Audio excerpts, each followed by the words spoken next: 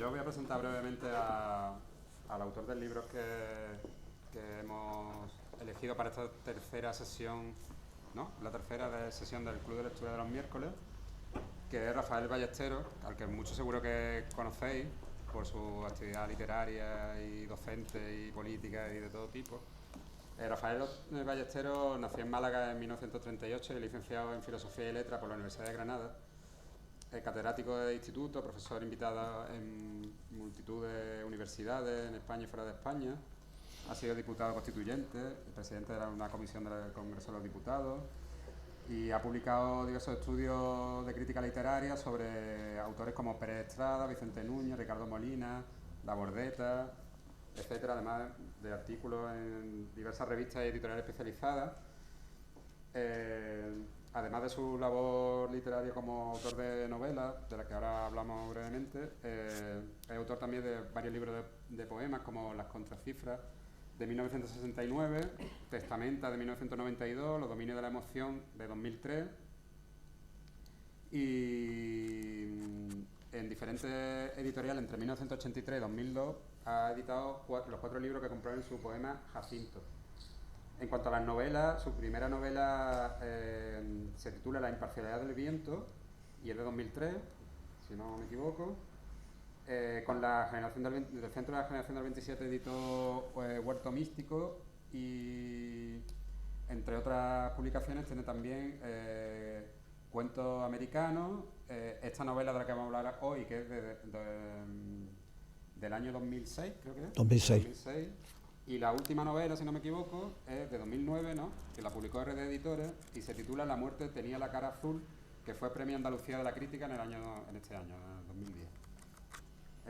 Entonces, bueno, él, si quieres, tú empiezas hablando con mucho gusto. Una pequeña introducción sobre la novela y después ya pasamos a...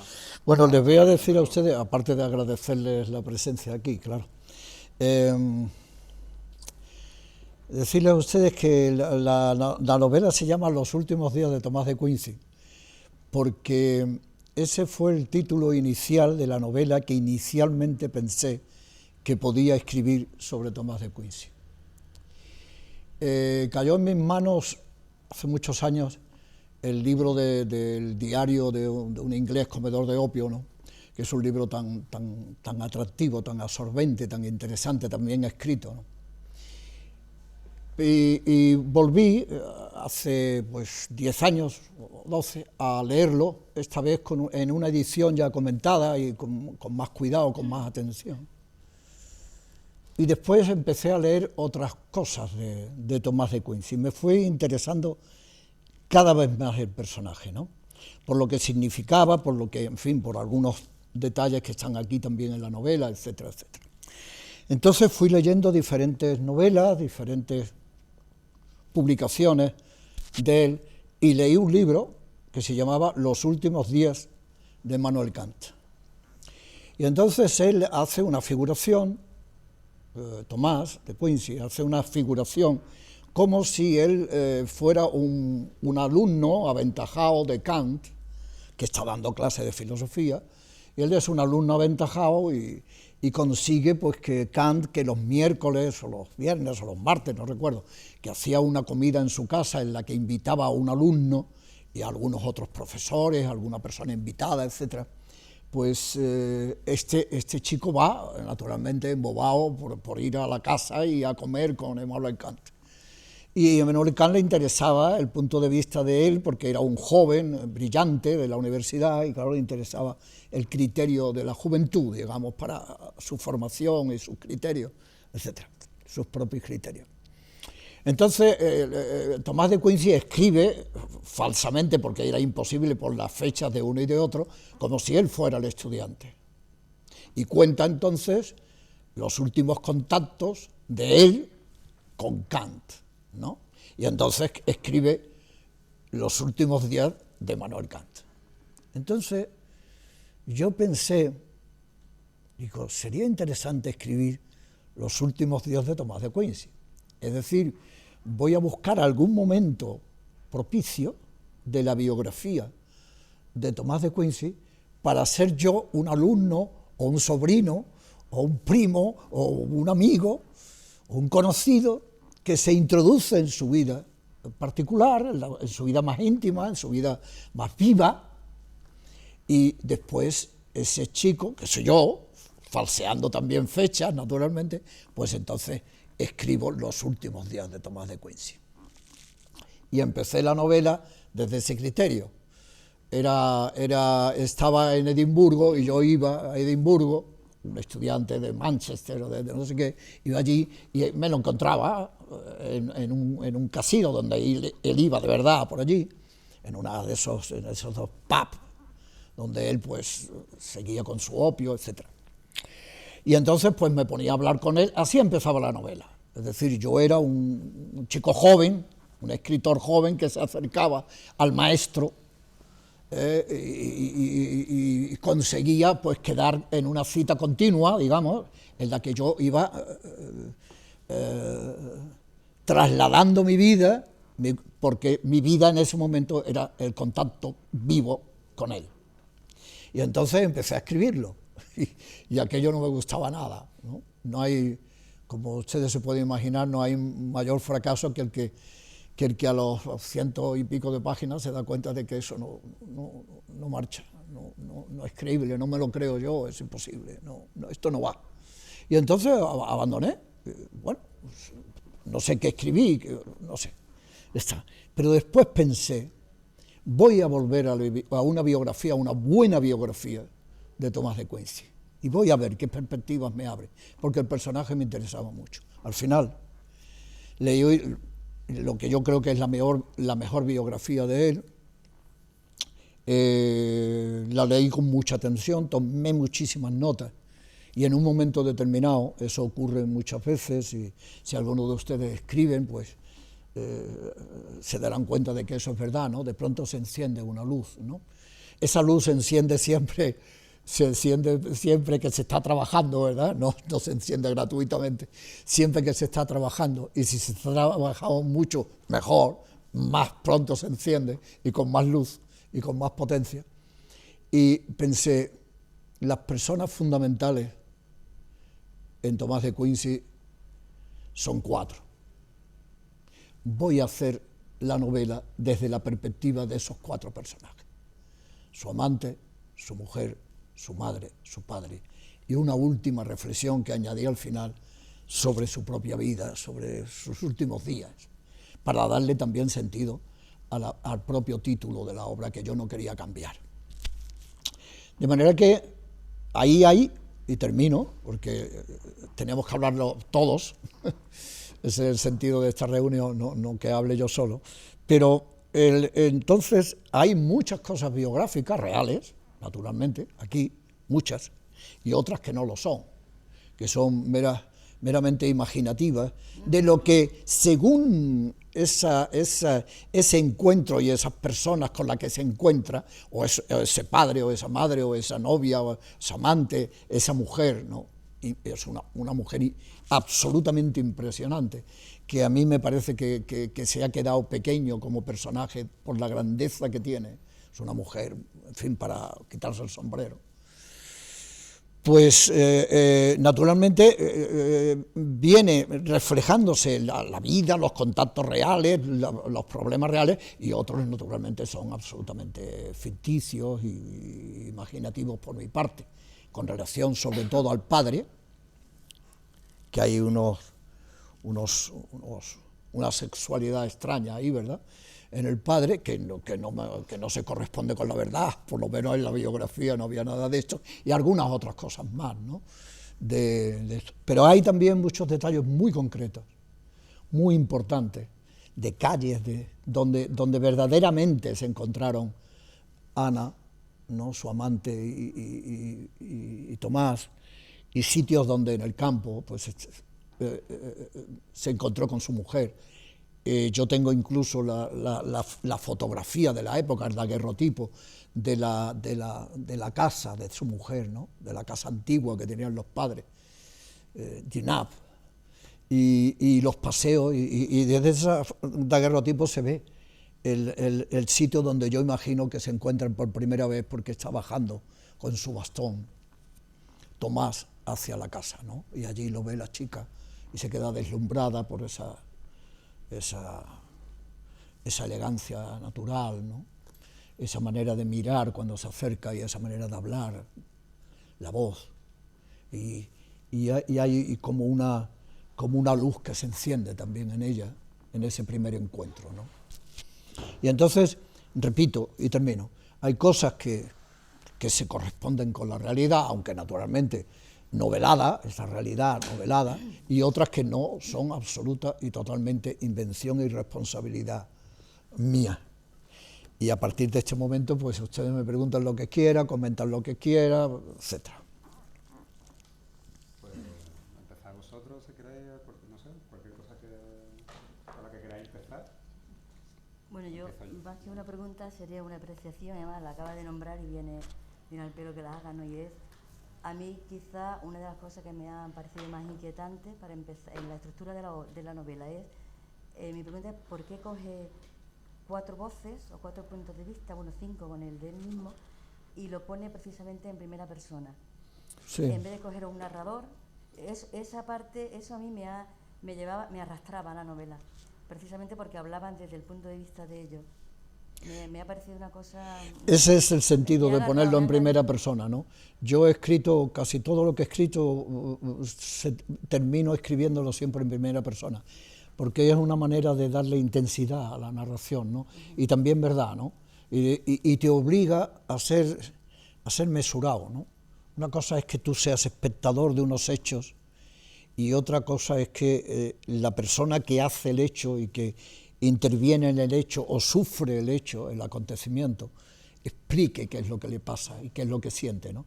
Eso te obliga a darle mayor densidad al personaje, ¿no? Que no pasa por una novela como un tranvía que pasa, ¿no? Sino que pasa como un ser humano que cuenta sus acontecimientos, su vida, sus contactos, y le da calor y al mismo tiempo, espero, mayor densidad. Y también obliga al escritor a ser más fino, ¿no? A exigirse más todavía de lo que se debe de exigir un escritor, ¿no? Que ya es mucho. Yo le quería preguntar, porque las 4 voces, que me parece que aportan una coral, una visión muy cercana a Tomás de Quincy, pero recuerdo que en las confesiones de un triunfador inglés, él mismo hace mucho hincapié en el papel que desempeñaron sus tutores, todos los profesores que tuvo a lo largo de su infancia y juventud. Entonces, no se le pasó por la cabeza que una de esas voces, o ampliar o sustituir una por el tutor, que también aparece. Sí. No, tuve la tentación, claro, pero ya no quería agrandar más, ¿no? No quería disociarme más, ¿no? Ya es muy trabajoso ponerse en la piel de Ana, por ejemplo, ¿no? O en la piel. Y luego a mí me interesaba más que el asco que sentía él por sus formadores, por sus profesores, que en un momento de la novela se dice y se detiene, ¿no? Sentía un verdadero desprecio por la torpeza, por la pobreza, por la poca generosidad con la que planteaban la enseñanza sus profesores, ¿no? Y entonces me interesaba más ese desprecio y dejarlo ahí como fórmula que yo creo que es fundamental o importante en la vida de Tomás de Quincy, ¿no? Que un personaje, que uno de los profesores fuera uno de los personajes más, pero claro, pensé que era posible eso, ¿no? Lo mismo que uno de los poetas, Wordsworth o Coleridge, ¿no? Me estuve tentado, sobre todo con Wordsworth, ¿no? Pero dejé eso, me parecieron personajes más literarios, me interesaban más los personajes más humanos, que fueran, si era posible, más verdaderos, más normales, ¿no? Que se encuentran con un hombre muy difícil de entender, muy difícil de comprender, muy difícil de amar, y sin embargo que 2 mujeres lo aman, y sobre todo su mujer lo ama, sin reserva alguna, durante muchísimos años, ¿no? Cuando era verdaderamente muy difícil querer a esa persona, ¿no? Porque era una persona con un carácter muy difícil, en una situación económica aberrante y de locura, ¿no? Estuve yo no sé cuántas veces en la cárcel, ¿no? Huyendo siempre, ¿no? Y que abandonaba a su familia con mucha frecuencia y no vivía con otras mujeres, vivía solo, normalmente, pero abandonaba a su mujer y a sus hijos, y se escribían cartas enternecedoras, maravillosas, muy frecuentes, muy vivas, muy humanas, ¿no? Pero un personaje muy difícil de vivenciar como normal, ¿no? Como cercano, ¿no? Y por tanto tenía ese atractivo. ¿Cómo hago que esta persona quiera tanto a esta persona tan difícil de querer, ¿no? Aunque no sea evidente eso, creo que es evidente en la novela, ¿no? Además, yo creo que es muy bien reflejado. Usted dice que parece que se queda pequeño, el amor tan grande que sentía, que a usted le parece que se queda corto en su novela, pero última. O sea, yo veo que es un amor sin límites y además muy maternal al mismo tiempo. Sí. Porque, claro, es una persona muy difícil, tanto por su adicción, por las deudas, la situación económica, por estas idas y venidas. Las humillaciones como escritor que siempre. Sí, las humillaciones también. Tremendo, pero que eso lo está marcaba. muy bien reflejado para mí, y desde luego el personaje de la novela, sí. En el sentido de que está, porque me ha llamado la atención porque usted ha dicho que le ha parecido que se quedó corto. Sí, porque es una mujer verdaderamente extraordinaria, ¿no? Que a pesar de tener 8 hijos y los dramas que vive con la muerte de sus hijos, etcétera, y la convivencia con este hombre tan difícil, tan complicado y tal, y las soledades en unas condiciones económicas terribles, con 8 hijos que se convierten en 6 porque se mueren 2, etcétera, es una cosa terrible. Pierde las tierras que tenía de su padre, pierde la casa, pierde todo. Y sin embargo nunca le falla a Tomás de Quincy en su amor, ¿no? Y en su entrega.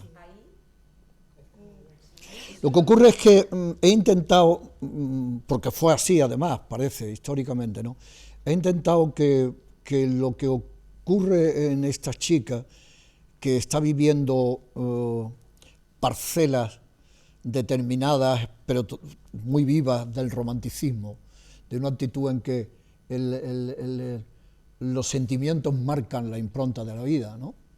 En el que no es la racionalidad, la frialdad del razonamiento, la frialdad de lo utilitario, la frialdad de lo industrial y lo repetitivo, ¿no? Sino una forma caliente de vivir la vida, ¿no?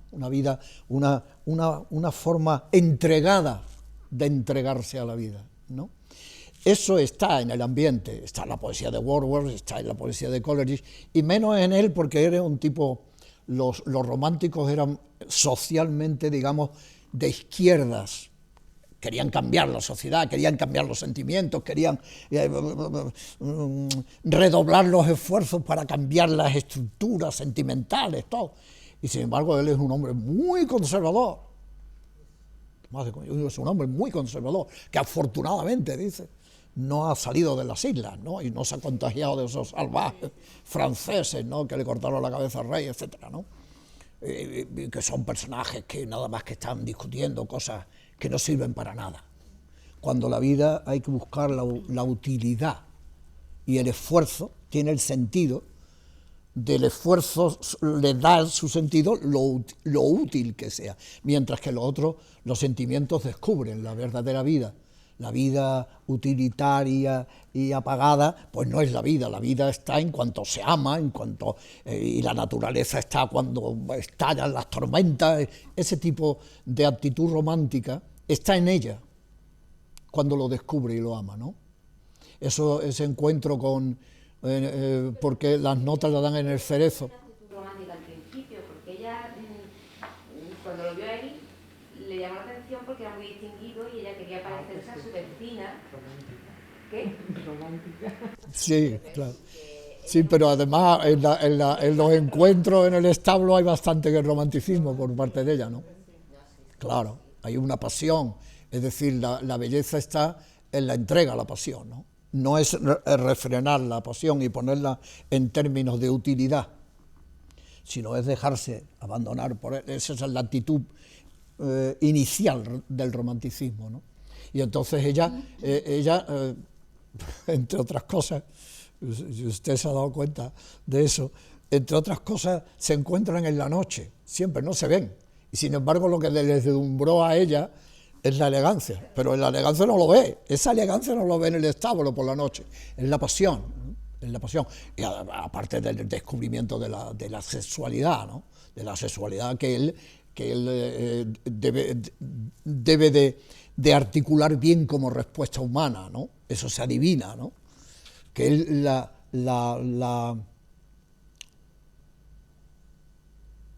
ama, lo voy a decir seguramente muy torpemente, pero la ama como como sabiendo cómo despertarle el amor al mismo tiempo, ¿no?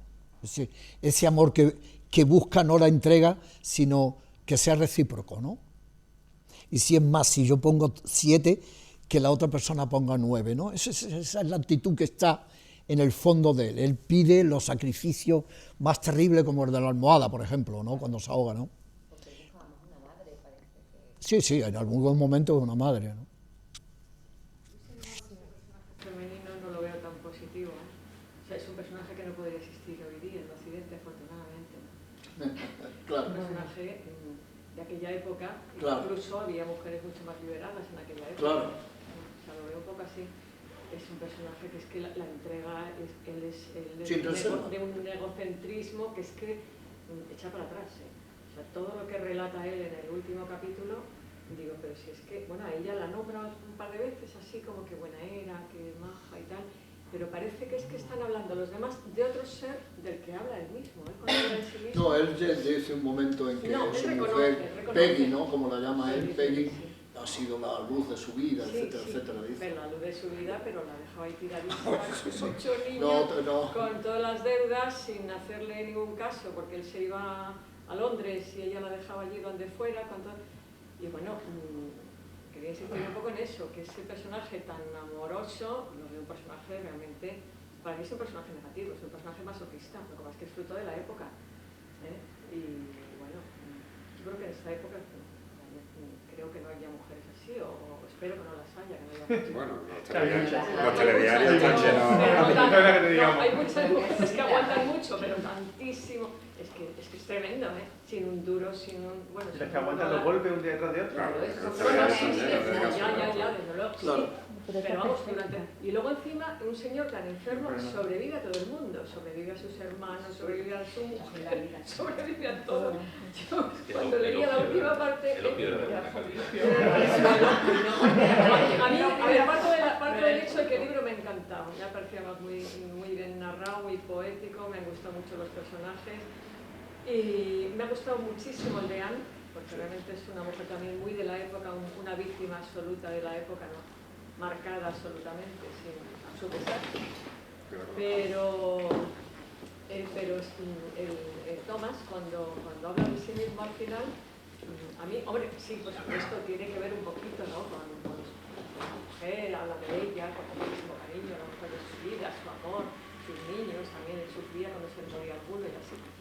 Pero que al mismo tiempo veo que es que él está siempre en yo, ¿no? Cuando se entrevista con los poetas, que tampoco le hace mucho caso, cuando tal. Bueno, ahora ya de anciano, que parece, bueno, anciano tampoco es muy anciano, pero para esa época sí, bueno, pues que tampoco está tan mal y tal. O sea, ya es rico, parece ser, o por lo menos es acomodado. Entonces, claro, ese contrapunto, a mí, pues un poco como que me... Sí, él de todas maneras creo que tiene recuerdos siempre muy cariñosos hacia Ana, e incluso la busca, ¿no? La busca por Londres desesperadamente, en la realidad además, desesperadamente para encontrar como todavía la salvación en esa mujer, ¿no? Que le impresiona por su entereza, pero sobre todo creo yo, o por lo menos así lo veo yo, ¿no? Por su terrible acumulación de tristeza, ¿no? Y de explotación, de una manera en la que no termina de ninguna manera con acabar con ella, ¿no? No consigue esa explotación y esa amargura acumulada, ¿no? no termina con ella como persona, y eso es lo grandioso, ¿no? Incluso en la prostitución más... ¿Perdón? Sí, sí, sí. Sí. Ella dice, ya sé que no volverás, ¿eh? O sea, eso no lo dice en esta novela, pero en sus confesiones él fue a buscarla. Sí, fue a buscarla, sí, sí. Ansiosamente, además. Sí.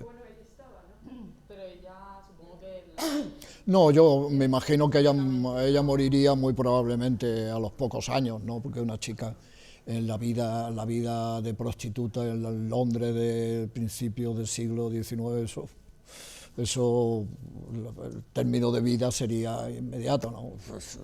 Y es verdad que... prácticamente el personaje de Anne, usted lo novela, supongo, ¿no? Que prácticamente todo lo que hay de Anne lo ha... Claro, hombre, hay una parte de la biografía en la que se sabe exactamente, incluso cuando yo nombro la despedida de ella y de él, que dice, oye, ¿qué tal? Yo volveré, y dice ella, tú no volverás. Esas calles sinuosas son las verdaderas, las auténticas, porque está en la biografía. No sé cómo este hombre, el biógrafo, conseguiría, seguramente por cartas, porque Tomás escribía muchísimo, ¿no? Muchísimas cartas y artículos y tal, ¿no? Y a lo mejor en algún caso escribiría. Pero esas calles que nombro son calles reales, ¿no? Que me imagino que están todavía en Londres como reales, ¿no? Y desapareció, se comió la vida, la devoró la vida, ¿no? A mí una de las cosas que me han impresionado, en contraste a este sentimiento romántico y esta exaltación de lo sentimental, es el internado donde está precisamente Anne Norton, creo que se llama. Norton. Que es como la contraposición absoluta de eso, porque es como la racionalización más total llevada al extremo, casi prefigurando los campos de concentración, ¿no? Sí, prácticamente. O un sistema casi de esclavitud. Y no sé si cómo te habías documentado para recrear. Y yo precisamente en casa, bueno, las cosas son fortuitas muchas veces. Estando en casa de un amigo en Francia, en el sur de Francia, un hombre muy condicionado por su pensamiento político y tal, y muy activo políticamente, pues tenía entre sus cosas, tenía una biblioteca inmensa, y una de las cosas tenía enmarcada en un papel azul los comportamientos obligatorios en una fábrica de hilados de la Francia de esa época, de 1830. Y yo copio textualmente ese funcionamiento ahí. Digo, me lo deja, y lo tomé nota, lo traduje del francés, y es que era un funcionamiento de verdad de las trabajadoras de una hilatura del sur de Francia, no en este caso de Londres, que tenían fama como todavía más duras, ¿no? Porque allí había pasado por lo menos la Revolución Francesa, en el otro lado no. De manera que la situación de esa mujer es tremenda, y a mí personalmente el amor del portugués, la liberación del portugués, la luz que trae el portugués del mar, me parece una de las cosas, por lo menos para mí, que he escrito con más ternura, ¿no? El encuentro entre ellos dos y la pérdida, ¿no? Sin remedio de ese amor, ¿no?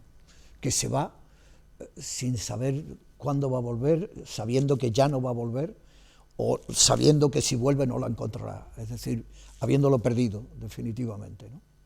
Y eso que le ocurre de nuevo con Tomás de Quincy, que también la deja y se va, es una amalgama de tristeza que está en el personaje, cuando al mismo tiempo es un personaje con dignidad, ¿no?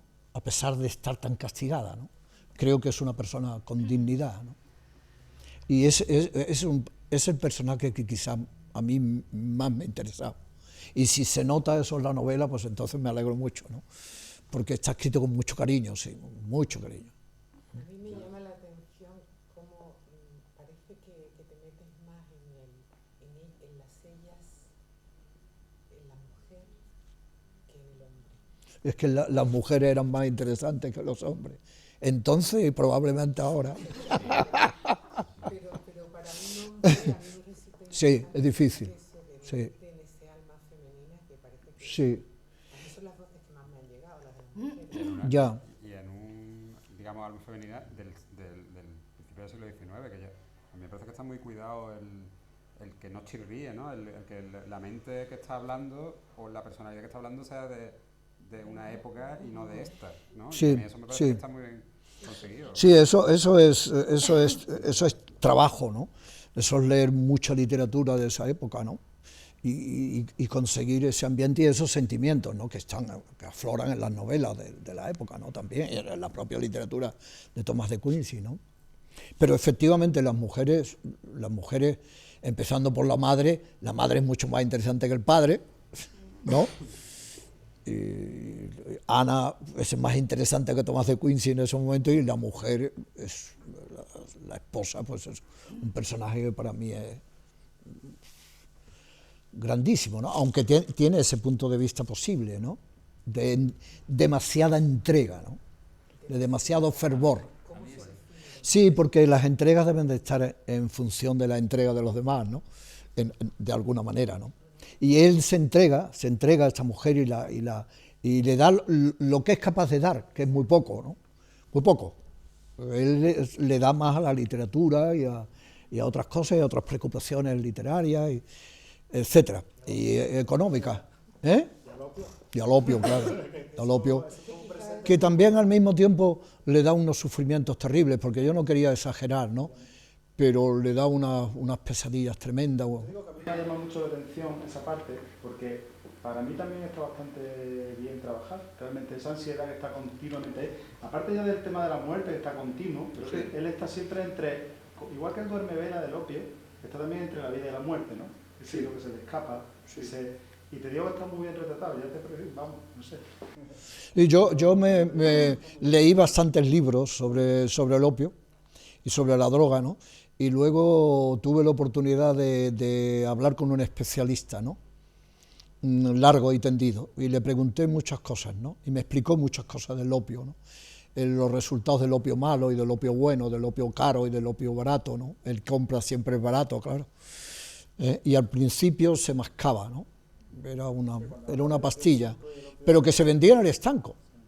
En Inglaterra se vendía como una cosa normal. ¿Sí? Esa relación con el opio también lo escriben muy bien, es decir, o sea, lo reflejan muy bien porque una junkie tiene esa ansiedad está muy bien reflejada. El paseo, para él la liberación era pasear.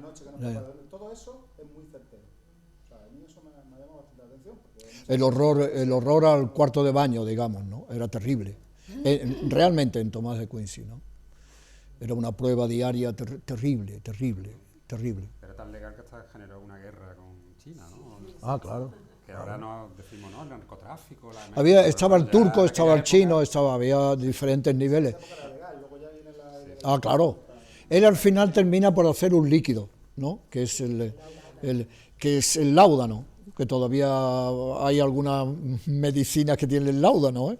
Y es el opio directamente, ¿no? Por aquí tú ibas a decir algo antes, ¿verdad? Sí. Cuando has mencionado a la primera voz femenina, la madre de Tomás de Quincy, para mí también es el personaje que más me ha fascinado, y además yo creo que la ternura que desarrollas con todos los personajes aquí escasea, ¿no? Aquí echa todo el resto el narrador y nos hace un personaje absolutamente despreciable, ¿no? Un personaje donde se muestra la lucha de las clases sociales clarísimamente. ¿No? Está hablando del padre. Estoy hablando de la madre. De la madre. De la madre de Thomas de Quincy, de la primera voz. ¿Crees que es un personaje despreciable?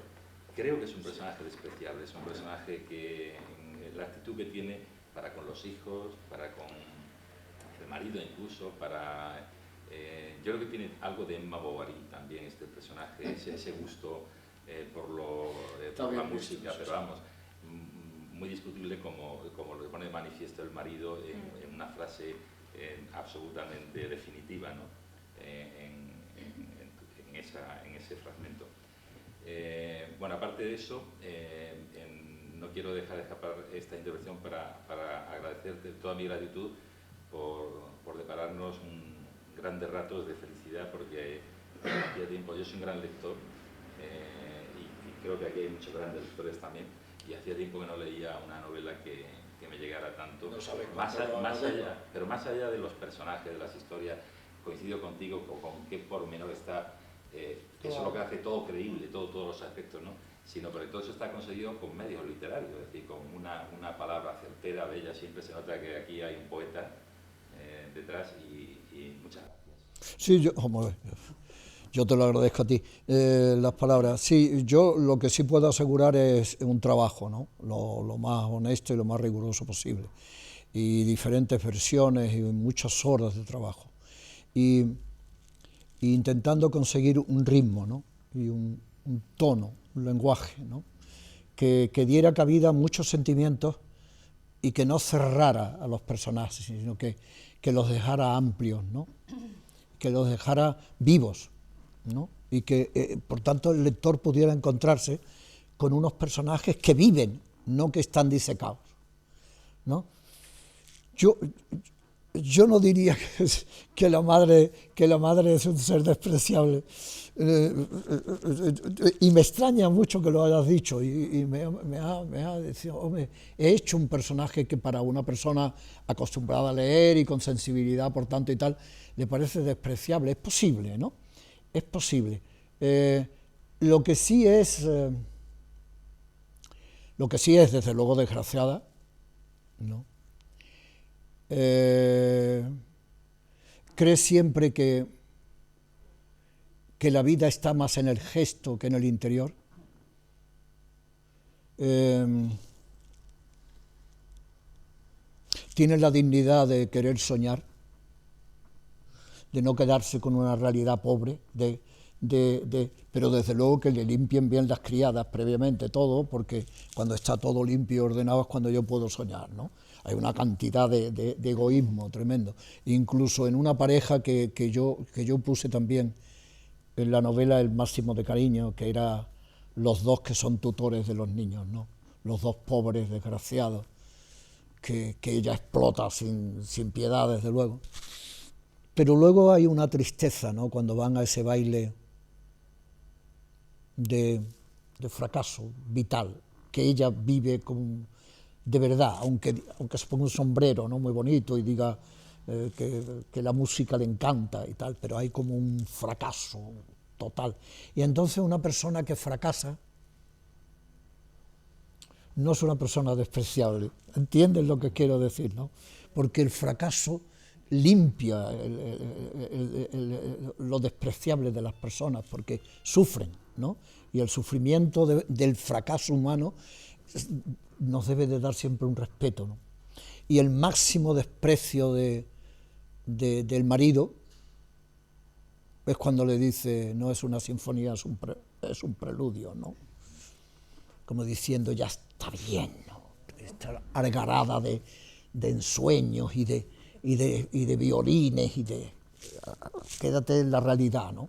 Pero lo hace también con una dureza especial, ¿no? Más dureza tiene ella, por ejemplo, cuando deja embarrados y muertos de frío a los maestros, al tutor y a la mujer, ¿no? Sí.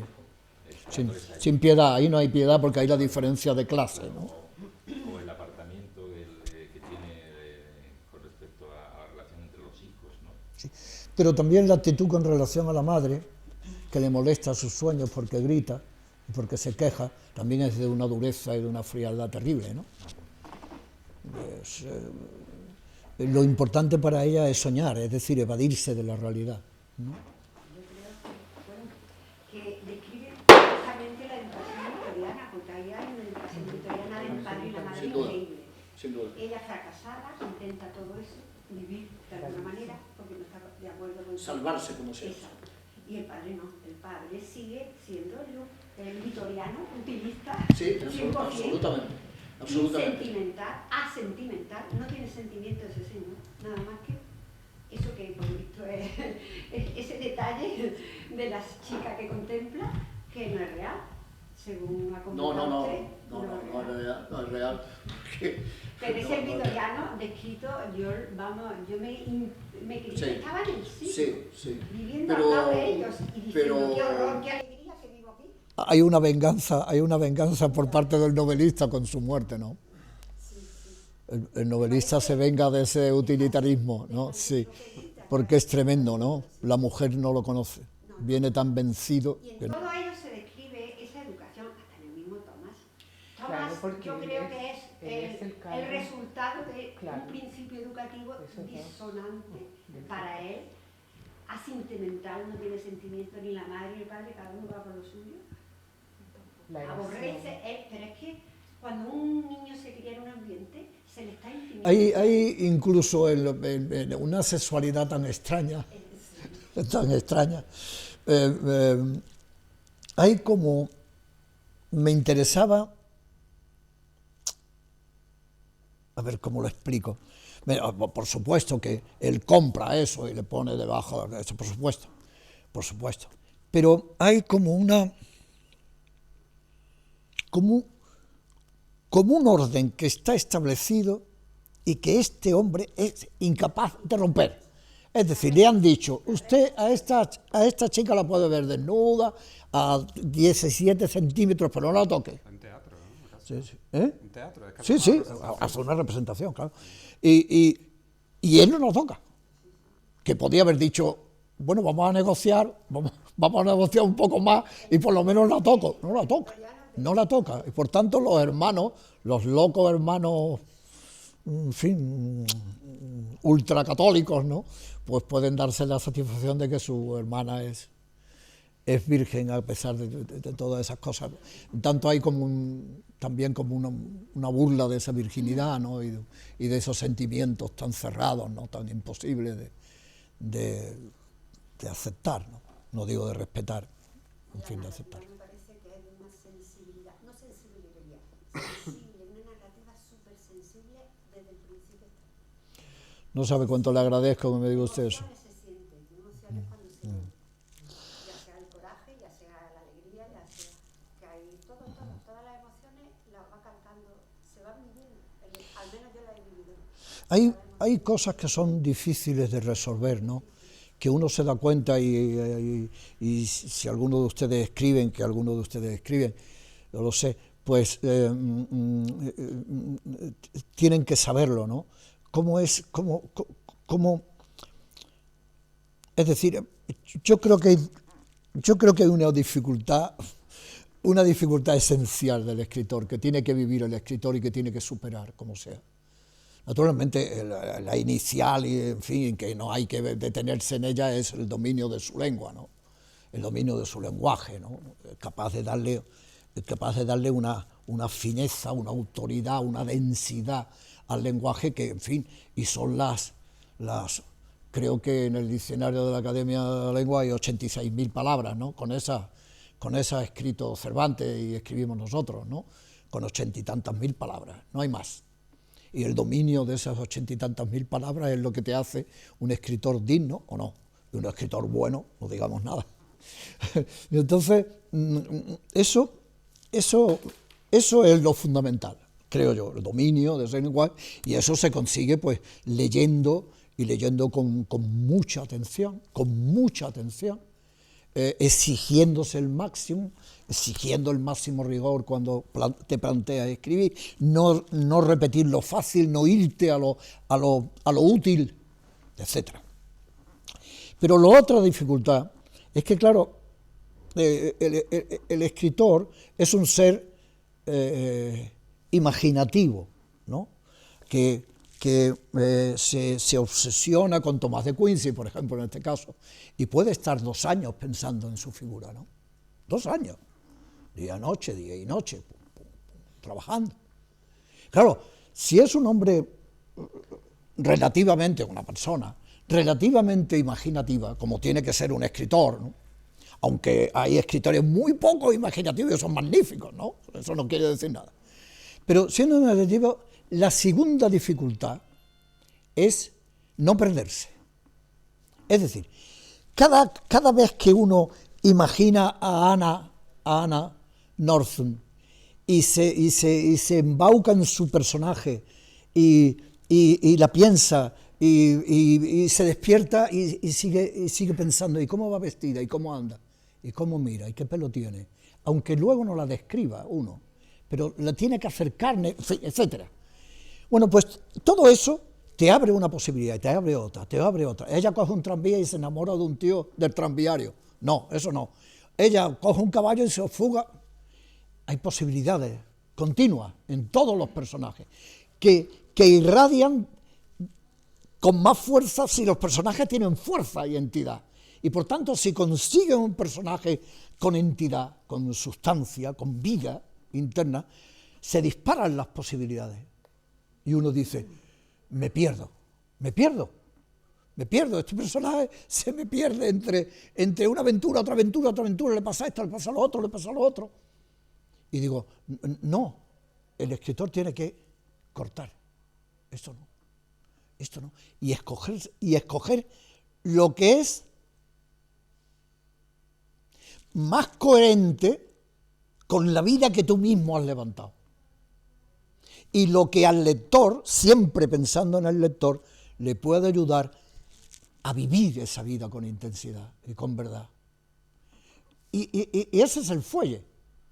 Si uno tiene imaginación y ha pensado mucho en el personaje y sabe bastantes cosas de la Inglaterra o del Londres del siglo XIX, etcétera, etcétera, ¿cuántas cosas se le ocurren? De pronto se me ocurrió lo de Antonio Andrade, ¿no?, que era portugués, ¿no? Se me ocurrió, digo, esta mujer encuentra la luz en donde la va a perder, se va a apagar en muy poco tiempo, ¿no? Y la va a encontrar debajo de un árbol en un jardín, que casi ha pensado por primera vez en su vida un jardín, ¿no? Y qué amor más grande por Antonio. Ese sí que sabe que no le falla. El que se fue antes es el que sabe que no le falla. Bueno, todas esas posibilidades abren miles de posibilidades, o por lo menos docenas de posibilidades. Y el escritor tiene que cortar, esta no. Se equivoca, naturalmente, se puede equivocar muchas veces, claro, se equivoca muchas veces, pero cuando acierta, no quiere decir que este sea el caso, pero cuando acierta es cuando la novela tiene estructura y al mismo tiempo vida, ¿no? ¿Han trabajado? Yo quería preguntar, bueno, a mí me gusta mucho también la novela, me ha parecido sorprendente el estilo, parece una novela de otra época. No lo digo como crítica, sino como elogio. Sí. Porque había una época en la que se trabajaba en determinadas cuestiones, el tipo de lenguaje también me ha parecido muy interesante. Bueno, yo tenía dos preguntas. Una era, que a lo mejor la respondieron al principio, ¿por qué le interesó contar esta historia tan lejana a nosotros, en la que nos vemos? Sí, lo he contado al principio, sí, por las lecturas, pero yo solo resumo un poco, porque me interesó mucho el personaje, y luego me interesó mucho lo que escribía, y después de leer bastante de lo que había escrito, me volví de nuevo al personaje, a sus datos esenciales de vida, y a una biografía magnífica, y ya terminó de apasionarme, ¿no? Y al mismo tiempo me interesaba la época mucho, ¿no?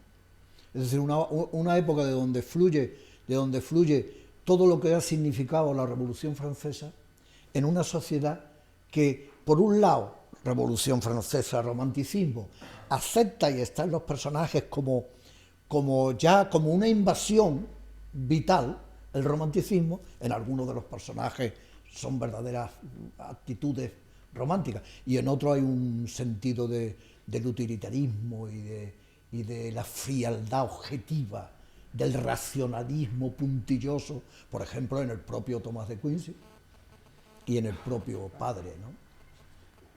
En esa misma primera pregunta, imagino que a lo mejor en Quincy tú verías algo de ti o algo de alguien que has tenido cerca o algo que has experimentado al engancharte tanto del personaje de Tomás de Quincy, alguna especie de las contradicciones humanas a veces a las que nos encontramos. Claro. ¿Qué era lo que te enganchó? Era mi pregunta realmente de Tomás de Quincy. Lo que realmente me enganchó.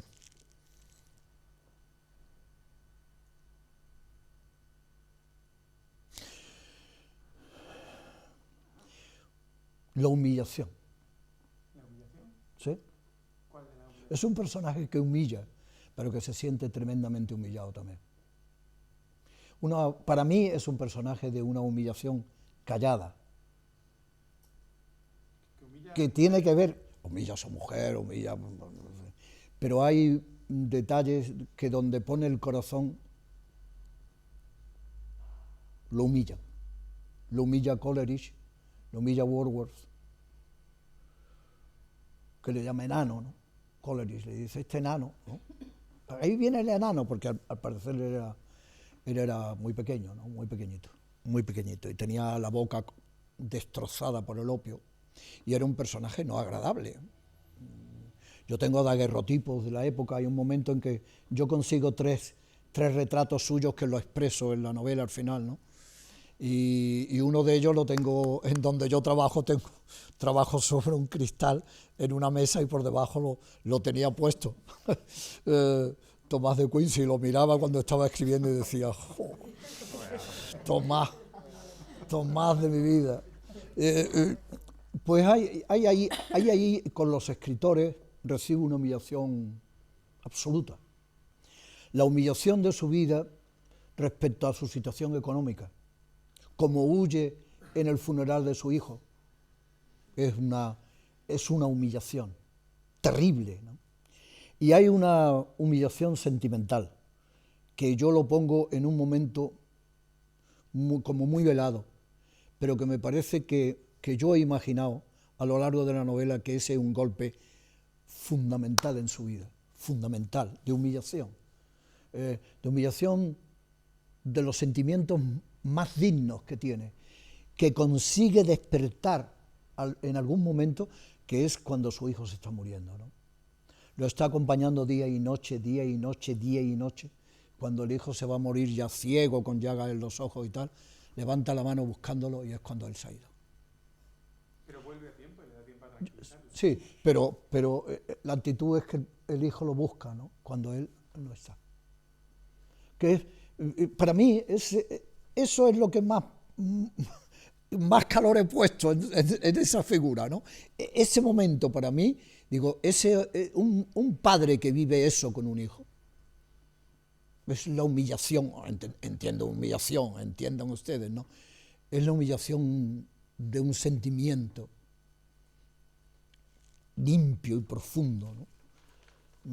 Vivo, de verdad, con un fracaso, que se hace por un momento en que él se va, ¿no? No está en la muerte del que más quiere, ¿no? No es como si Dios lo estuviera humillando. ¿Eh? No es como si Dios lo estuviera humillando. Bueno, ahí se puede interpretar todo, ¿no?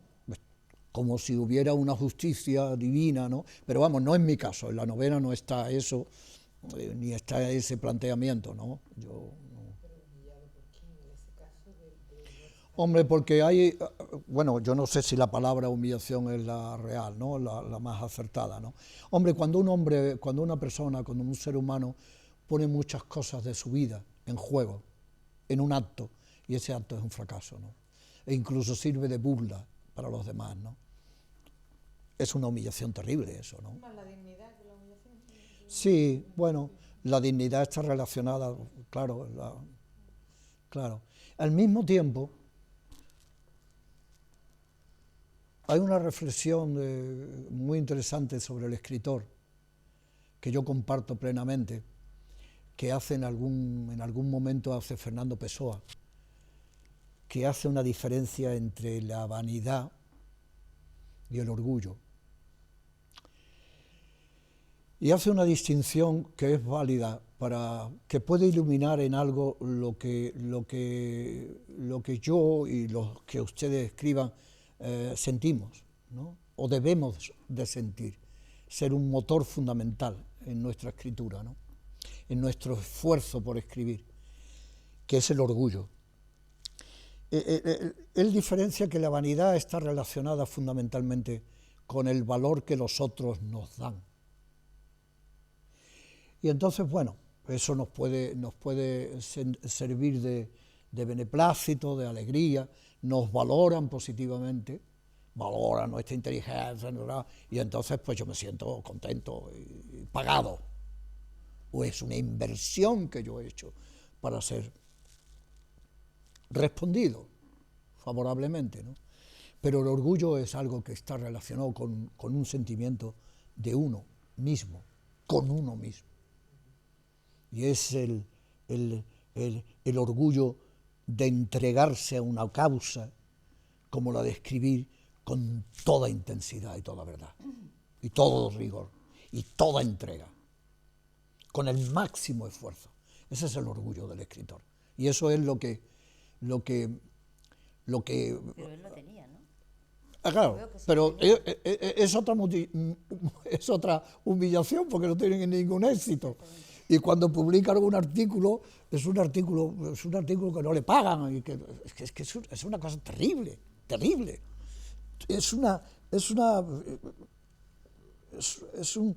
Él pone una cantidad de orgullo que ahí es un fracaso, ¿no? En ese plano. Y a mí me parece que eso, para contestar, le he dado muchas vueltas a la contestación, pero bueno, quizás esos matices aclaren por qué he dicho yo que me he quedado dudando, ¿no? Yo he hecho un canto a un ser humillado y a la capacidad de amor de algunas personas. De hecho, él se convierte en una especie de, posteriormente en un icono recuperado por los poetas decadentes, por Baudelaire, como modelo. Claro. Como modelo por de el lo que opio, ellos luego reprodujeron. por lo del opio y la muerte como el asesinato como una de las bellas artes, etcétera. Bueno, y incluso el fracaso personal, ¿no? Claro. Como modo de vida, casi. Es un tío que le falla a todo el mundo, o por lo menos así se desprende de lo que dicen los personajes. Incluso la madre que no quería educarlo de esa manera, pero supongo que cuando viera toda su evolución también pensaría algo, pero el padre lo tiene claro. Y a las dos chicas también. El padre lo tiene claro porque dice débil, Tomás, débil. Y él luego un poco igual que el padre, ¿no? Finalmente cuando él empieza a hablar de cómo es él, le parece que ha pregnado de alguna manera algo de eso, ¿no? El cuento de Sofrás, ¿no? El cuento de Sofrás que le larga para asustarlo, impedir que se realice, ¿no? Empobrecerlo, asustarlo, empobrecerlo, claro. Que se lo lleva todo por delante, está a punto de llevarse el mismo por delante, pasa que al final parece que se arregla un poco, pero vamos, ahí por el camino no vean. Pero tiene la suerte de encontrarse con un personaje de una gran fortaleza. A mí especialmente me ha gustado el capítulo narrado por el propio Queen. Por el propio Tomás. Tomás, me ha gustado bastante y el conflicto que tiene entre los poetas románticos de la época. Sí. Especialmente me ha gustado mucho ese capítulo y bueno, agradecerle que he pasado unos ratos muy agradables con este libro. Yo me alegro mucho de que sea así. Bueno, en el fondo para eso escribe uno, ¿no? Es decir, que... Cuando hablaba antes también de lo de perderse o no perderse, tenía una curiosidad, algo quería preguntarte. ¿Tú hiciste un plan de toda la novela y ya sabías por dónde ir o ibas viendo a dónde te llegaba? No, yo tuve claro pronto que iba a haber diferentes miradas y diferentes relaciones humanas con el mismo escritor, eso sí. Lo otro, que el encuentro con Ana fuera en una taberna y de esa manera y tal, que el sitio donde se sentara para quitarse los zapatos en la cama era fundamental, etcétera, etcétera. Eso va estructurándose conforme, claro, está uno escribiendo, ¿no? Encuentra uno ese hallazgo y dice, hombre, esto significa que esta chica, incluso al que va a prostituirlo, tiene una última consideración de humanidad, ¿no? Y por tanto tiene como una sensibilidad escondida, que no aparece, que yo no digo, es una chica muy sensible, es una chica, claro, que es lo que diría a lo mejor un narrador, pero está hablando ella, y por tanto ella lo único que tiene que decir es demostrar con sus actos que es una persona sensible, a pesar de todo, ¿no? Y yo entonces cuando, por ejemplo, dije, la madre, claro, tenía datos históricos tomados de la biografía de Tomás, que sale su mujer, etcétera, y tomaba muchas notas, ¿no? Esas notas las iba perfilando y iba escogiendo aquellas que me parecían más interesantes en un momento determinado, ¿no? Y entonces, a partir de ese momento, intentaba terminar el personaje, ¿no? Redondearlo, ¿no? Y así con cada uno de ellos, ¿no? Pero yo he hecho de esta novela pues 6, 7 redacciones, sí. Es decir, no versiones diferentes, pero sí redacciones. Es decir, que la primera redacción a la sexta pues hay una diferencia de una amalgama de cosas que están mal expresadas, mal planteadas, empobrecidas, torpes, a lo que puede tener de diáfano, claro, rotundo, sistematizado, envolvente, esta novela, ¿no? Y eso es el trabajo. Y en ese trabajo no hay solamente un perfil del lenguaje más idóneo, más denso, más personal, más creador, sino que también los personajes van ampliándose, van matizándose, porque cuando hablan, cada palabra es clave. Yo intento, por lo menos, que en los diálogos no sean esas zonas muertas de la novela que parece que son obligatorias, ¿no? De vez en cuando hay que poner un poco de conversación para que el lector se distraiga un poco y no esté leyendo continuamente, ¿no? O de vez en cuando hay que hacer una descripción, ¿no? Entonces decir, estaba lloviendo y entonces el charco, tal. Sino que incluso las descripciones que existen estén todas cargadas de un sentido, que le dé al mismo tiempo a la novela diferentes matices. Y entonces nunca un cerezo será solamente un cerezo, sino el cerezo será el árbol donde ellos se citan y al final donde le preguntan a ella y cuál es la cosa más bella que por ahí, que decías tú, más que nada, un cerezo en flor contra un cielo azul, dice ella, en el sitio donde el marido, el novio, el amante, le ponía las citas, ¿no? Y todavía muriéndose está diciendo, ¿qué es lo más bello de tu vida? Un cerezo en flor contra un cielo azul. Eso, que puede ser un verso, un verso casi de Rubén Darío, ¿verdad? Pero si funciona novelísticamente es porque hay el acierto de que esa descripción tiene un valor humano, tiene un significado de intensidad humana. Y si no, es un anillo bonito, es un collar, un aditivo, un añadido, pero nunca carne dentro de la carne, que es lo que le da fuerza a un personaje y estructura a una novela, claro. Y que eso, claro, no se da gratis, eso no se da gratis. Hay que tener un orgullo muy grande, es decir, una valoración de la capacidad que tiene uno de preguntarse, de exigirse, de hacerse riguroso, que no tenga prácticamente límites, ¿no? Hay que ser extremadamente orgulloso para ser un escritor, aparte de, naturalmente, pensar que uno puede estar escribiendo durante toda su vida con ese rigor y no tener el menor éxito nunca, en ningún caso. Y eso hay que asumirlo así, si uno quiere ser de verdad escritor, y no un aprendiz de escritor vanidoso. Es que esa es la cuestión, ¿no? A mí me gustaría hacer una pregunta, ya aprovechando que... ¿Usted tenía que decir algo más? No. No, porque la pregunta sobre cómo te desviaba era porque me pareció, insististe mucho en que no había que desviarse. Sin embargo, el personaje de Anne me parece un desvío con respecto a lo otro, porque es la madre, el padre, la mujer y él mismo, y un amante de las muchas... Sí, pero de una importancia radical para él, de una importancia radical, absoluta, claro. Porque le duró durante toda su vida. Él fue buscándola por Londres, es real eso. No recuerdo a qué edad, pero avanzada ya, con hijos en el mundo y su mujer en el mundo también. Pues él fue a buscarla a Londres como para a ver si acudía todavía a las citas, ¿no?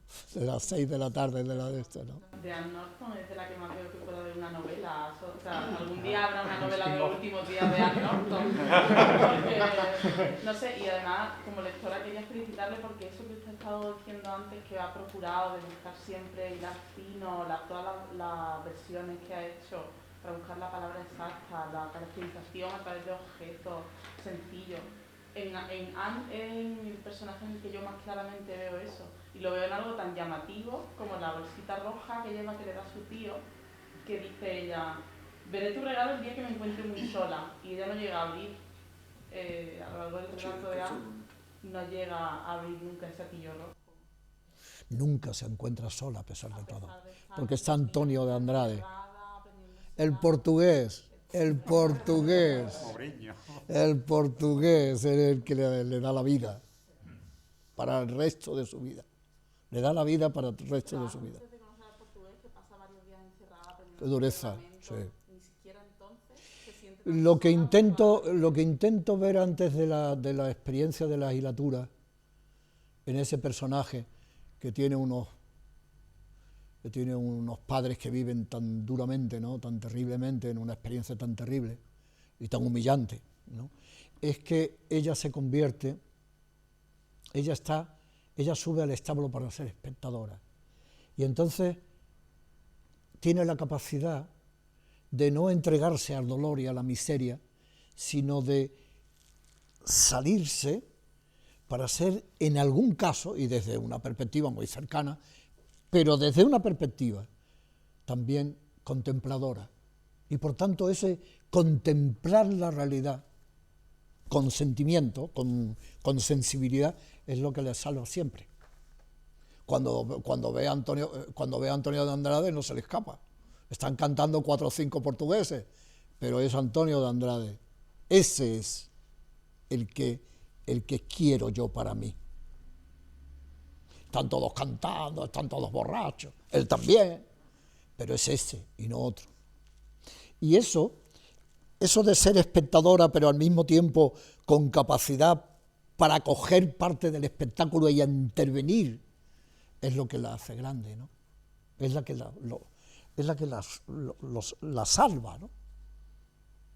Y quizás tiene ese calor humano que tiene un personaje valioso en una novela, ¿no?, que por un lado es creíble y por otra parte está como soñado, es casi imposible que sea así, pero parece que es posible. Eso también está en la novela, ¿no? Creo. Hay como un vaivén de un barco, ¿no? Babor, estribor, babor, estoy, no estoy, es verdad, mentira, es sueño, es realidad, ¿no? Y entonces ese fluctuar es lo que posibilita que el lenguaje no tenga que ser realista y directo.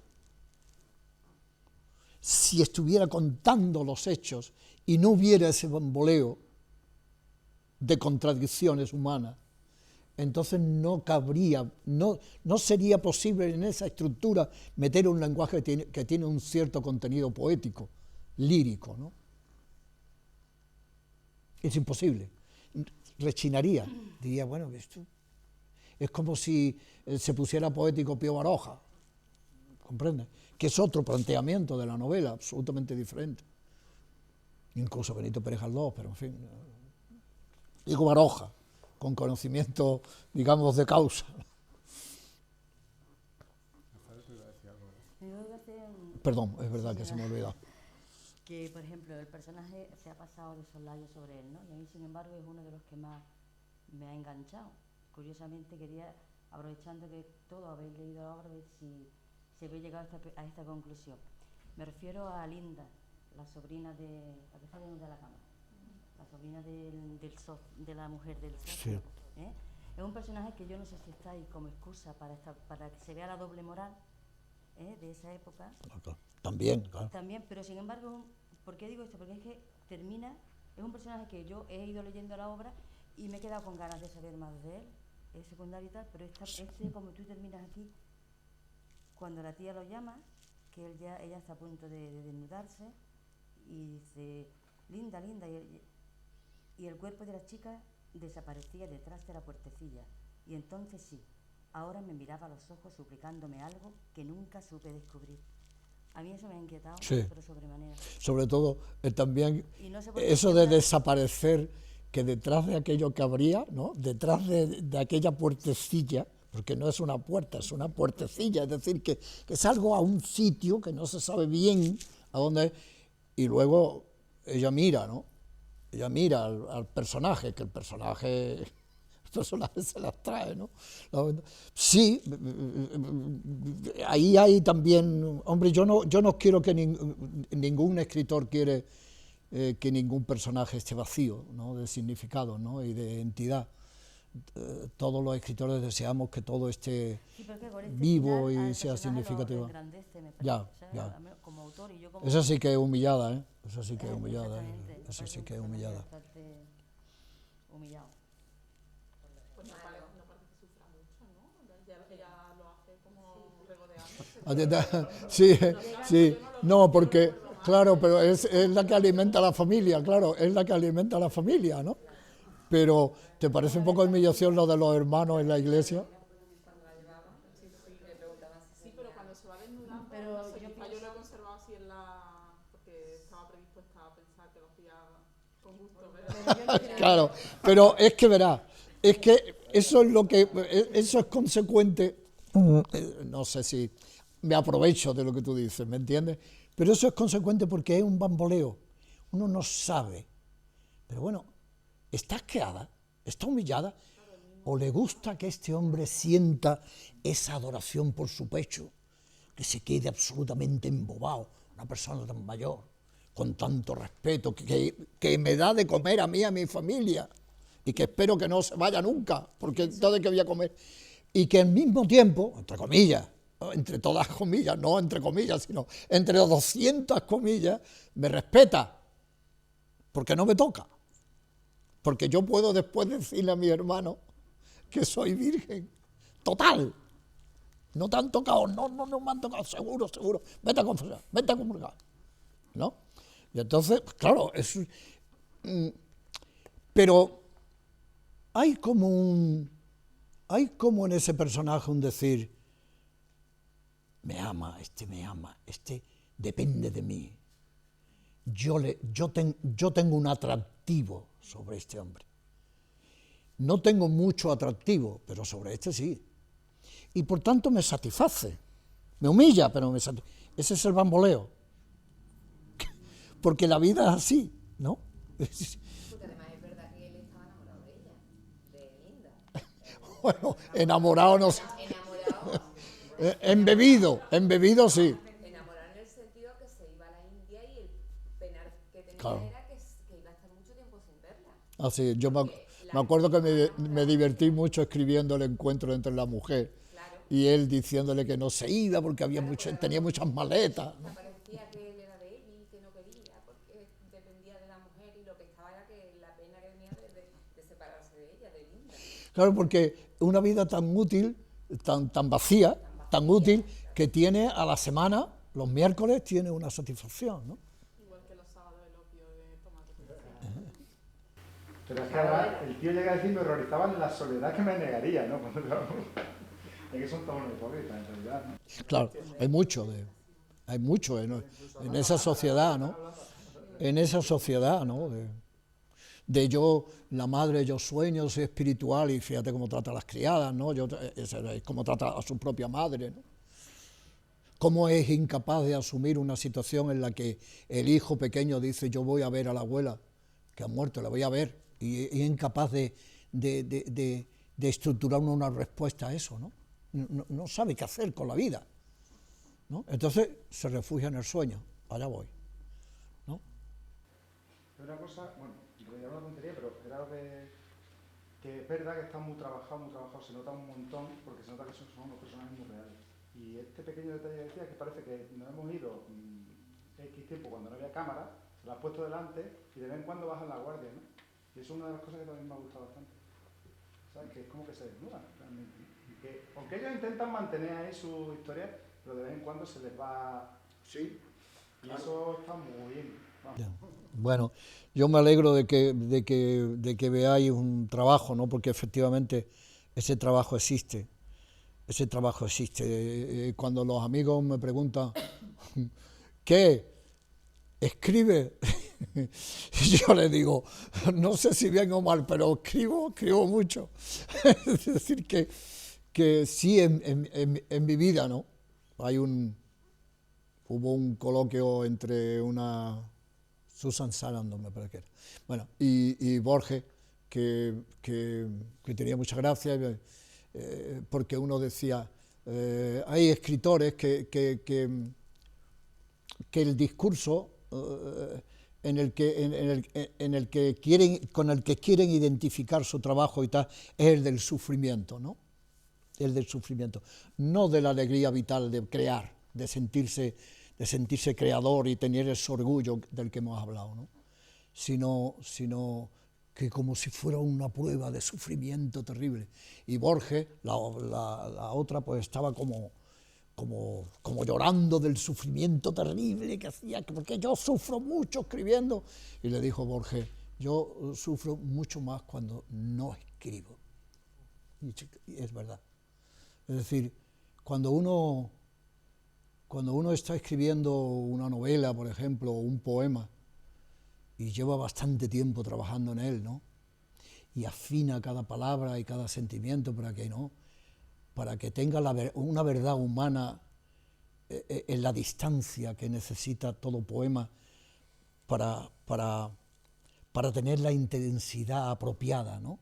Porque si lo hace con la intensidad y con la emoción, digamos, recién sentida, el poema necesita como un tiempo de pausa y de reflexión y de inmersión en el sentimiento y en la emoción. Y sin embargo, tiene que ser unas palabras cálidas, calientes, intensas.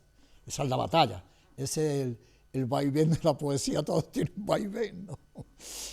Y cuando uno está con un poema, lleva meses con un poema, o lleva año y medio con una novela, ¿no?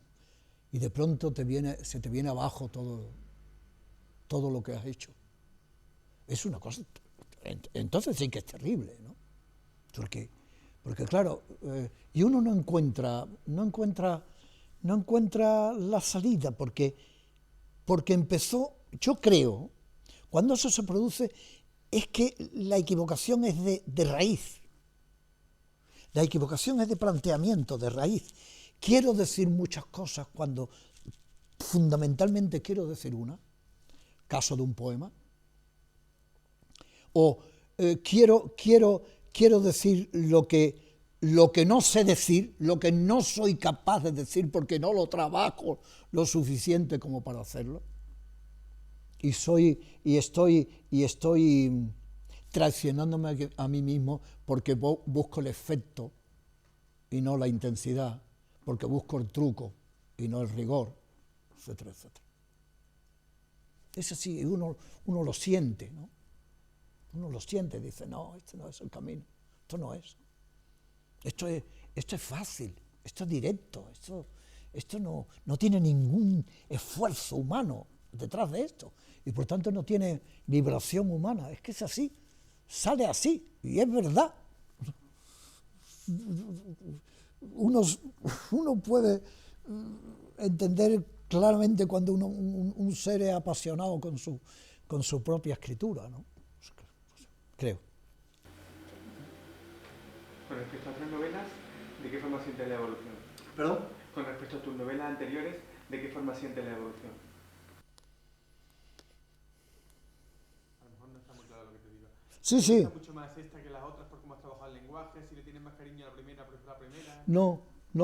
La primera era, en su primera redacción, incluso en su primera versión publicada, era una equivocación. Había mucha más pobreza que riqueza, y mal planteado. Después conseguí en una segunda versión que ha salido mejorarla, creo que mejorarla, sinceramente, en la segunda versión. Y la novela está bastante mejor. Pero lo que a mí más me gusta de lo que he escrito es un cuento muy pequeño.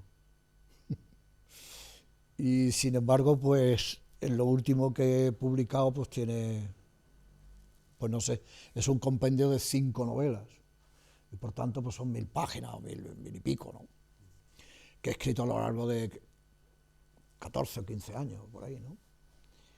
Y sin embargo, de todo lo que he escrito, lo que más me gusta, lo que más me enternece, lo que me parece más acertado, lo que me parece más mío, más verdadero, es un cuento pequeño que salió en el Centro Cultural de la Generación del 27 y se llama El Huerto Místico.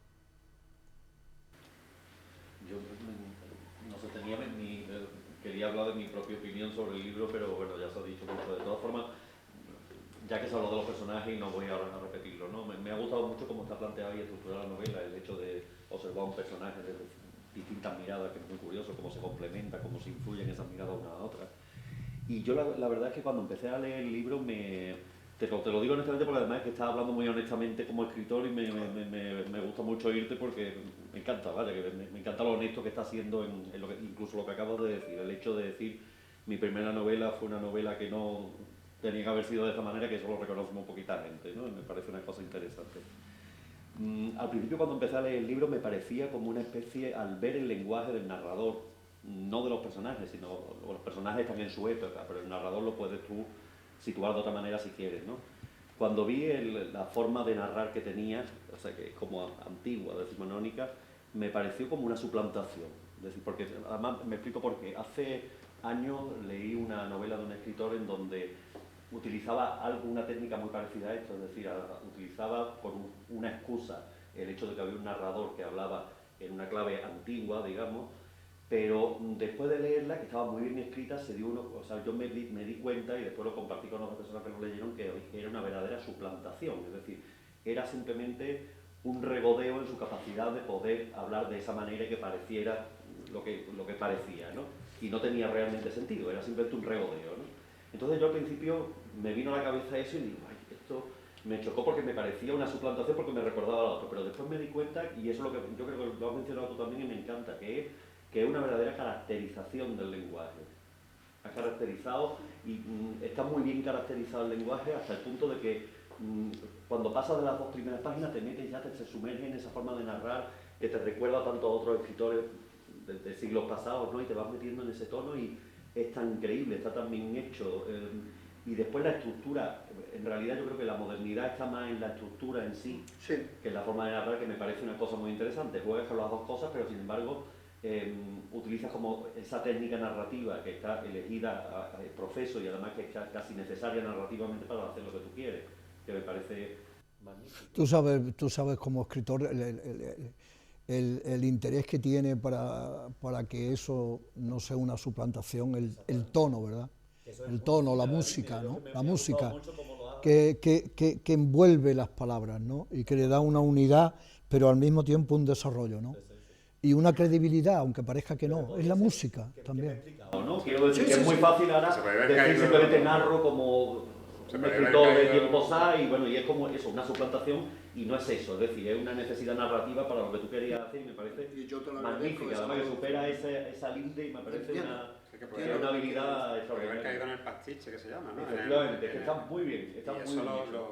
Eso me ha entusiasmado. Y después te quería yo preguntar, que le ha preguntado algo parecido, y es, ya que estás hablando de del propio ser del escritor, que es un tema que me interesa, yo te quería preguntar, ¿tú piensas que realmente, porque yo he leído algunas cosas tuyas distintas, de distinto tono, he leído algunos cuentos, he leído esto, ¿hay un tema en general, piensas tú, o no? O sea, cuando un escritor realmente, eso que se ha dicho tantas veces, siempre está en realidad hablando de lo mismo. Tú has hablado de la humillación, has hablado un poco del fracaso, has hablado... ¿Estás siempre hablando tú en tu historia, en lo que escribes, de lo mismo? ¿Hay un tema que rompe de alguna manera? No. Un tema que impregna todo lo de esto, no. ¿Algunos temas que puedas tú hay cosas que me interesan especialmente, sentimientos que me interesan especialmente, ¿no? Que es uno el de la humillación, eso me interesa mucho. Otro es el traicionado, ¿no? El que confía y es traicionado. Eso me parece que es un sentimiento humano lleno de interés, lleno de verdad humana, ¿no? Aparte, naturalmente, del amor, la sexualidad, etcétera, etcétera, que el miedo a la muerte, claro. Pero como dos temas, digamos, más personales, digamos, más sería desde luego uno la traición, el traicionado, más que la traición, ¿no? Y el humillado. Me parece un tema bastante curioso, ¿vale? Sí. Después te quiero, ya que lo tengo en la cabeza, si no después se me olvida. Me ha gustado mucho que también se ha mencionado aquí el hecho de que estamos hablando de personajes victorianos, de personajes con una formación, con esa represión. Y es que yo supongo que parte de esto es que la represión sexual da muchísimo juego narrativo. Claro. Parece fantástico. Además es que cuando lo lees y sabes que no lo ha escrito un escritor de tiempo A, sino que es un escritor actual, es que casi resulta la descripción de los personajes y lo que siente cada personaje ahí es muy políticamente incorrecto. En los tiempos que vivimos, donde uno tiene que expresar su sexualidad, sus sentimientos, los hombres tienen que ser así, las mujeres tienen que ser asados. Y el hecho de que esta gente, el hecho de que el padre sea una persona, como se ha descrito aquí, sin sentimientos, me parece extraordinario, porque es fruto de una educación muy determinada y es una forma de ser. Me refiero que además no es despreciable, no lo digo por lo que tú has dicho, porque también quisiera algo decir de eso, pero que no es despreciable en el sentido de que una educación tan buena o tan mala como pueda ser la que tenemos nosotros ahora mismo y reaccionan ateniéndose a su educación, que me parece muy especial, ¿no? Y la madre me parece exactamente lo mismo, es decir, yo al revés, más que despreciable, yo me he quedado mucho lo que tú has dicho con el tema de lo del fracaso, es decir, esa pobre mujer cuando ella está educada, funciona de una manera determinada, es fría en algunas cosas, es muy dura, pero después esa parte que tiene ella de ensoñación que resulta tan enloquecida, claro, y después al final no va a ningún sitio y se ve se ve con la ala rota, que es completamente, que está enjaulada ahí, no tiene realmente salida de nada. Sí, hemos hecho referencia al momento en que le dicen que es un preludio. Es fantástico, es fantástico. Que no es una sinfonía. Ella hace ahí un revoloteo que no va a ningún sitio y bueno, y el marido después responde como responde, que es terrible también, porque es que pues me gusta mucho. Yo estoy aquí todo el tiempo que ustedes quieran, hasta mañana, pasado, pero yo no quisiera abusar, no se encuentren ustedes en el momento en que digan vamos a terminar. Tenemos una hasta las 8, pero bueno, termino solo con esto. Pero bueno, tenemos unos minutillos más. No solo ya por una novela, me está gustando mucho oír las reflexiones que estás haciendo de la propia escritura en sí. Te veo muy apasionado, me gusta ver a la gente tan apasionada con lo que es. Sí, apasionados eso. Muy bonito. Y trabajador. Thomas Kinsey es una duda que tengo. ¿Es un poco autodidacta, autoculturalmente? ¿Quién? Él, Thomas. Sí, sí. Aunque es un hombre que habla de filosofía y habla directamente, consecuentemente de filosofía, tiene tomos de textos sobre economía, una visión muy reaccionaria, pero tiene tomos. Y yo no he leído esos tomos, no los he leído, ¿no? Pero parece que en la época considerado como un hombre, en fin, que sus reflexiones sobre filosofía, sobre la sociología de la época, etcétera, la política de la época y sobre todo la economía, eran valiosas y profundas y bien estructuradas, de manera que tenía unos conocimientos. Él, muy joven, sabía latín y griego, ¿eh? La formación fue en Oxford. Fue a la universidad y lo dejó, ¿no? No me acuerdo, sí. Bueno, medio lo abandona, claro. Sí, se autoalimenta.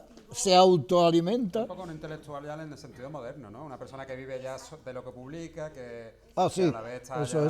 Claro, es un profesional, digamos, es un profesional. La escritura y un personaje ya muy moderno en ese sentido. No podría llegar a hacer lo que hizo, que no le conozco, es que gracias porque voy a conocer a un autor que no... a través de merece la pena. Lo he conocido a través de... Quiero... Además en español hay traducido muchas obras suyas. Bueno. Hombre, la del opio debe ser estupenda. Sí, es quizá lo más interesante. Es una de las más interesantes, el asesinato considerado una bella arte. Eso, a mí me gustó menos. A mí sí me gusta. Sí, a mí me gustó menos, porque tú eres muy morboso. ¿Cómo me conoces?